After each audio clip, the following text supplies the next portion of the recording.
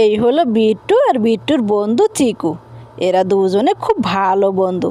এরা দুজনেই সময় পেলে এক জায়গা হয়ে খুব দুষ্টামি করে, খেলাধুলা করে, এক জঙ্গল থেকে আর এক জঙ্গলে চলে যায়।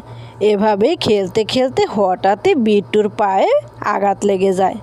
বিট্টু ভাবে এটা চিকুর জন্যই হয়েছে, তাই বিট্টু চিকুর সাথে ভীষণ রাগ করে। বিট্টু রাগ করে ওখান থেকে চলে যেতে চাইলে চিকু তার পিছনে পিছনে চলে আসে।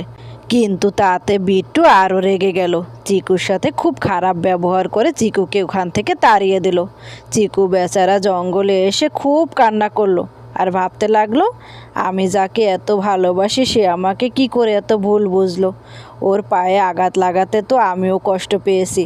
চিকু তখন মনে বড় অভিমান নিয়ে ওই জঙ্গল থেকে একেবারে চলে যায়। পরের দিন বিট্টু তার ভুল বুঝতে পেরে চিকুকে খুঁজতে খুঁজতে সেই জঙ্গলে আসে।